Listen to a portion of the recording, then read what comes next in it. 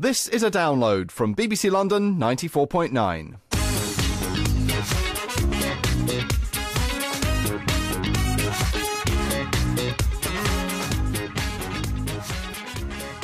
Hi there, I'm Gigi Salmon and this is the Inside Chelsea podcast. This BBC London download looks at what's been happening in and around Stamford Bridge over the last 7 days and is available from the Chelsea website, the BBC London website and via iTunes. Well, welcome everyone to the first edition of the Inside Chelsea podcast for the 2011-2012 season. A busy summer for the Blues with plenty of comings and goings at the club, with the biggest change being the arrival of Andre Villas-Boas, who is taken over as manager from Carlo Ancelotti. Now, following a successful pre-season, Chelsea started their new Premier League campaign with a tough game at Stoke City, and then it's back to Stamford Bridge for the match against West Bromwich Albion. In this episode of the Inside Chelsea podcast, we'll hear from the new boss after the goalless draw at the Britannia Stadium. Plus, in his pre-match press conference against the Baggies, Villas-Boas reveals that a crucial member of the defence will be missing for a few weeks after sustaining an injury in training. He talks about the appalling situation surrounding John McAlobey's father, plus the latest news about new faces coming to the club.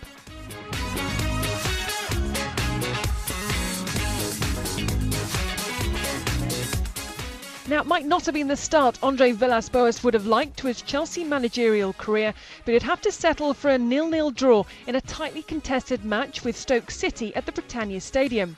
However, this was largely in part to an inspirational performance from goalkeeper Asmir Begovic, who kept the Potters in it with some fantastic saves, thwarting the Blues' three-pronged attack, especially in the second half. And following the match, Villas-Boas gave this assessment of his team's performance. I think the first half we had to defend a lot of set plays, and it's fair to say that Stoke had the initiative. We didn't manage to get the ball in the ground as we wanted, and in the second half was exactly the opposite, and we managed to create a couple of important chances that in the end, if the ball goes in, gives us the win, because we were, I think, on top on the second half and more in control of the situation. Unfortunately for us, it didn't happen in the second half, and but I mean, again, it's a very, very difficult ground to play. You have the example of the amount of wins that Stoke got last year at home, plus the draws, because they didn't. I think they lost 3 or 4 times at home. So you know that the challenge that you face is one of the most difficult challenges away in the Premiership. I mean, it's a point. It's not a great start, but it's not bad, and we have to focus on the games we have at home now to see if we can get 6 points and make 7 after 3 games. Could you have done with a few decisions as well? Plenty of shouts for penalties. Yeah, I mean, I just follow what you are saying to me and what the media seems to say to me. I haven't seen the penalty incident.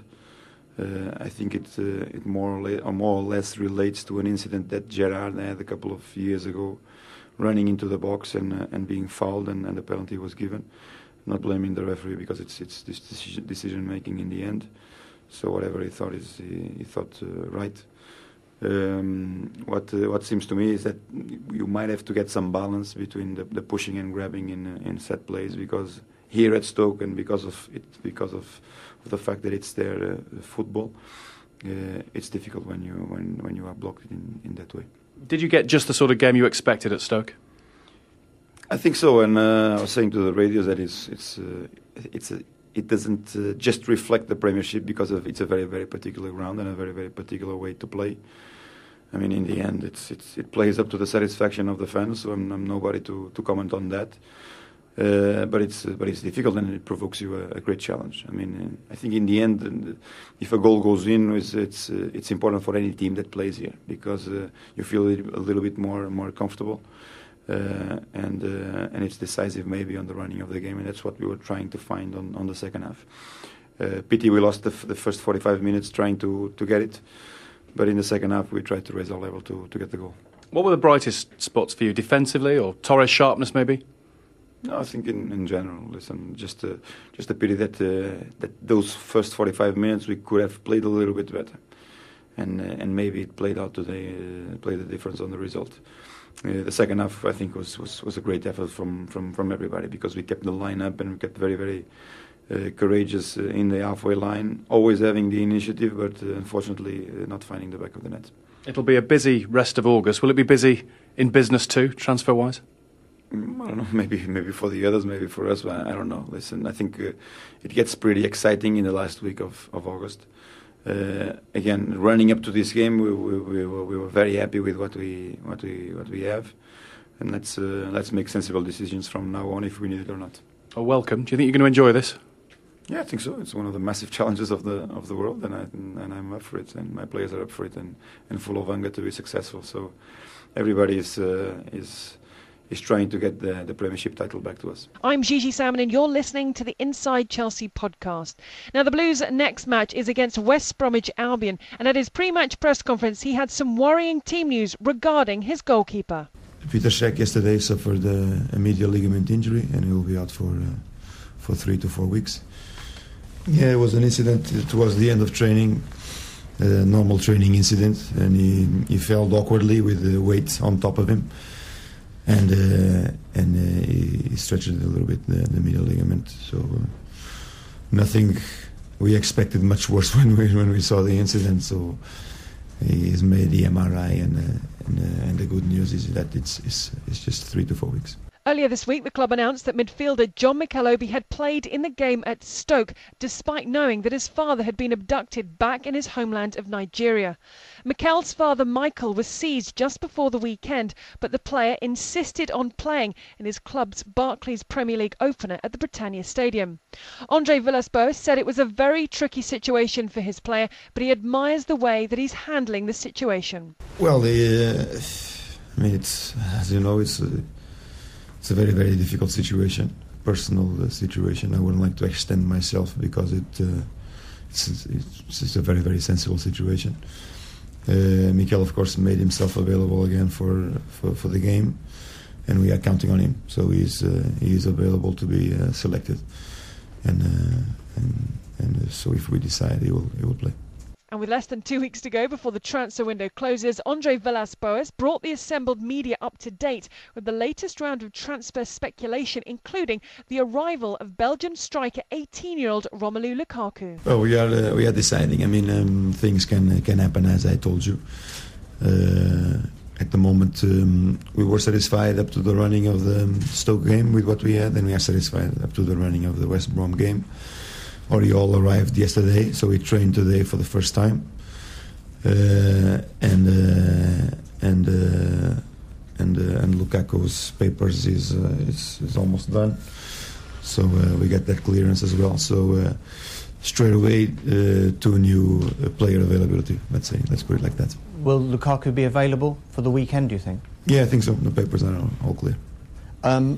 I know you can't talk about it too much, but is there a latest with Luka Modric? Has there been another bid, and are you still hopeful he'll be a Chelsea player this window? No, I cannot say anything about it. I'm sorry to keep mentioning other names in that case, because there's been Juan Mata, Raul Morales, Pereira, Moutinho, all linked. Is there any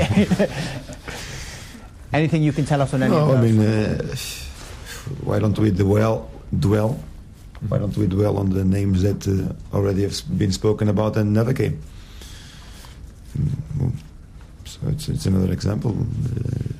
Neymar, Nasri, how many names have been linked with Chelsea in the past and they didn't come?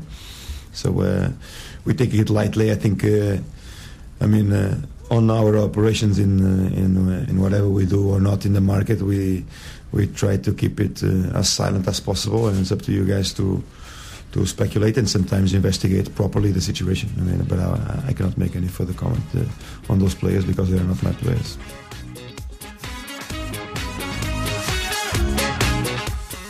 And no doubt the speculation will continue until the window closes. I'm Gigi Salmon and you've been listening to the Inside Chelsea podcast, the official podcast of your favourite club, and you'll be able to hear the next instalment on Thursday the 25th of August from midday, where we'll be taking a look back at that match against the Baggies. Until then, there's always so much going on, so to keep right up to date with all the very latest from your club, please keep an eye on Chelsea TV or check out the websites www.chelseafc.com or the BBC London website which can be found at www.bbc.co.uk/London/sport. But until next time, take care, good luck to the Blues, bye for now.